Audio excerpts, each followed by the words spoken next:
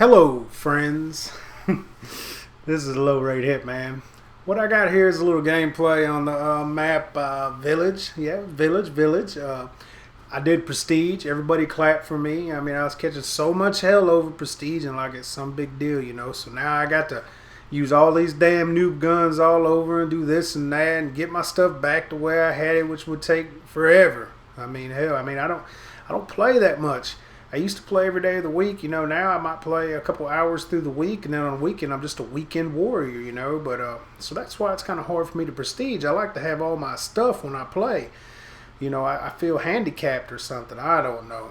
It is what it is. I did it, so now I ain't got to hear nobody say nothing about it. And they'll be like, well, you don't want to prestige again. Well, screw you. I'm staying where I'm at. I'm not prestiging anymore. So this video is not going to be too long, but I'm gonna talk about something. I'm gonna open myself up a little bit, you know, trying heart to heart a little bit or whatever, you know, the stuff that I think about in life. You know, it's not what anybody else thinks about or anybody else's ideas. It's about what I think about sometimes, you know, and I think about my future. I mean, you probably say, "Oh, low rate, you halfway dead. You don't have no future. All you got left is the grave coming to you." You ain't got to rub it in my face. I understand this. I mean, seriously, I do.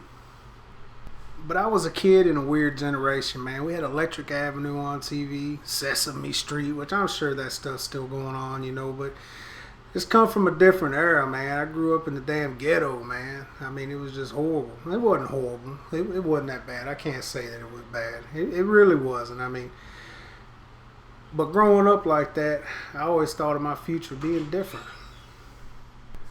But I've seen a lot of crazy stuff, you know, and all that can be stories for another day. I'm just full of stories, you know, but eventually we ended up in the country. I mean, we had a nice little place with some acreage, you know, and first thing that was given to me, I had a gun handed to me in my hand, you know, and hey, you're free to roam all this area that you want, and you have a gun, you work, this and that, you know, and you had a lot of time to think, you know. I think that's why I think a lot.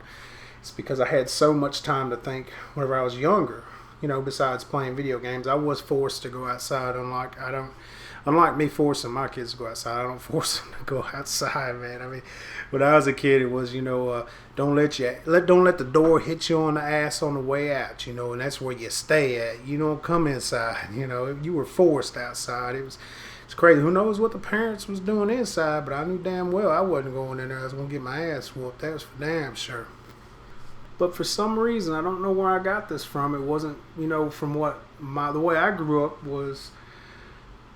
What I got was that I had this picture of a white picket fence, you know, with a wife and some kids, you know, and living the good life, and that's how you're supposed to live until you die, you know. And I was like, you know, like I said before, my father wasn't around or whatnot. I had a stepdad, but you know, but anyhow, that's another story.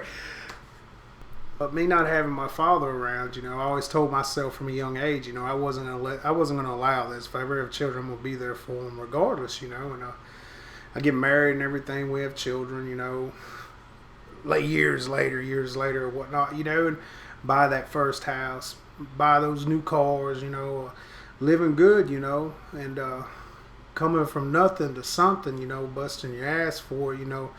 You feel like you're living the American dream. You got the things that you always wanted as a kid. You've got two young children, two babies basically. You know, you got a wife, lay down by her every day. You're trying to keep everything good vibes going, you know, and you try your damnedest and it just fails, you know. And I'm not throwing no guilt tripping or the pressure on everybody, but that's the reality of it, man.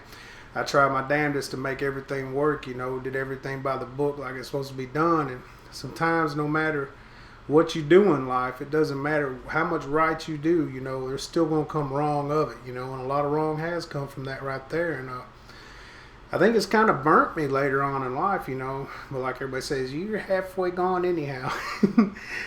You know, thinking of my future right now, I'm like, you know, I've done so much.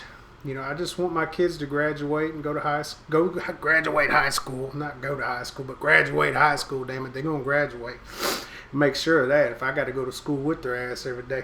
But get them into college, you know. That's my main thing, is getting them ready for college. My oldest boy, he's going to be in the 8th grade. My youngest boy is going to be in the 6th grade. And you know, you got to start this stuff early, get it in their mind, get that mindset right, you know, and that's my job as a father. That's what I tell my kids. That's what I tell their mama. You know, if they're not here, there's no reason for me to even be here.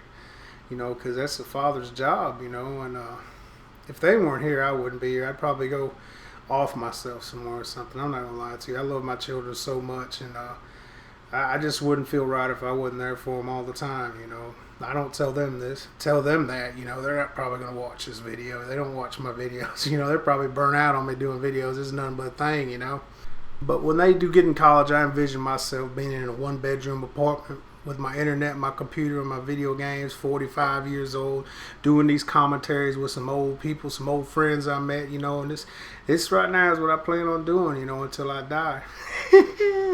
I know a lot of you probably think that's lame or whatnot, you know, but it is what it is. That's what I see my future right now. I don't have no big plans right now, if you feel me.